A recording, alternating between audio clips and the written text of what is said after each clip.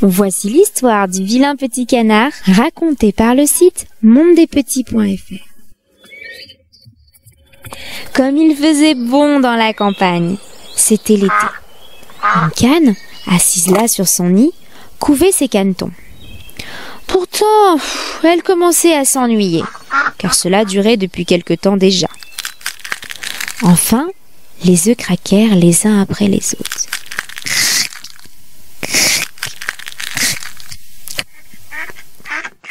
Les oisillons brisaient leurs coquilles et sortaient. Mais un œuf ne voulait pas se percer. C'était le plus gros. La canne soupira et se résigna à attendre. Elle se coucha pour tenir cet œuf bien au chaud sous son ventre.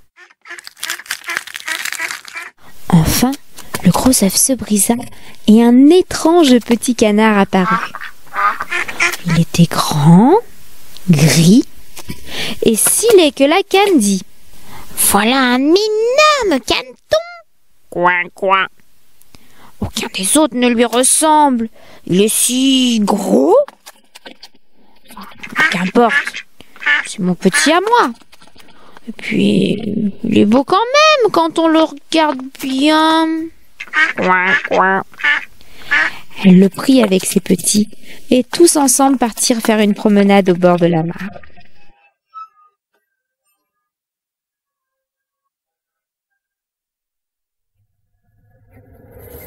Le lendemain, il faisait un temps splendide. La canne décida de présenter ses petits aux animaux de la basse-cour. C'est là que les malheurs commencèrent pour notre vilain petit canard. Lorsque les autres l'aperçurent, ils lui sautèrent dessus et l'attaquèrent. « Ah, celui-là, nous n'en voulons pas !» Et aussitôt, une canne lui mordit le cou. « Ah, il est grand, il est trop laid !» dit le dindon. La maman canne fit alors tout son possible pour le défendre. « Ah, mais laissez-le tranquille !» dit la mère. « Il ne fait de mal à personne. Il n'est pas beau, mais il a bon caractère et il nage bien. Il est resté trop longtemps dans son œuf, voilà pourquoi il est si gros. » Hélas, le petit canard fut mordu, bousculé et pourchassé toute la journée par les cannes, les poules et les dindons.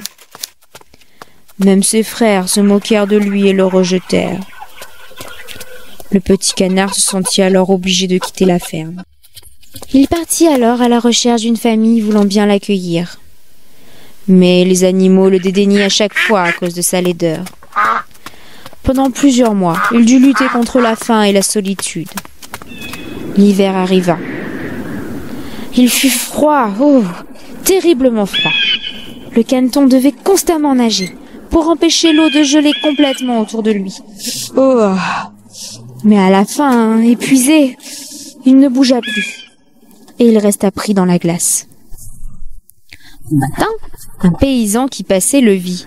Il prit à la glace et porta le caneton jusqu'à la maison, où la femme le ranima.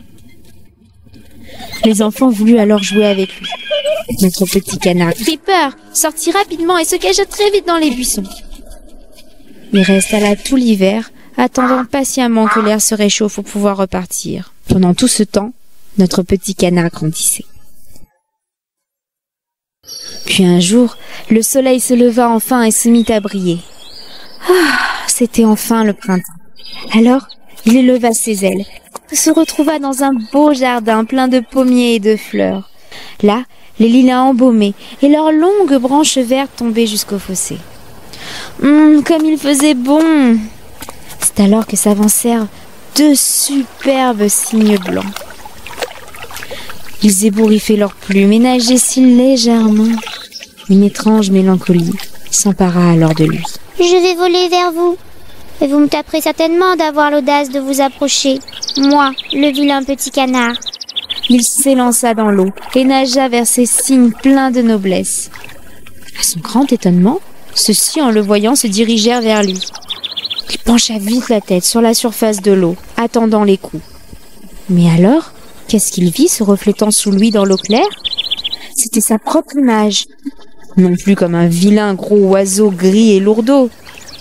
Il était devenu un très beau cygne. Il ne regrettait pas le temps des misères et des épreuves, puisqu'elle devait le conduire à un tel bonheur. Les grands cygnes blancs nageaient autour de lui et le caressaient de leur bec. Alors ses plumes se gonflèrent, son cou se dressa et il était heureux comme jamais. Il avait enfin trouvé une vraie famille.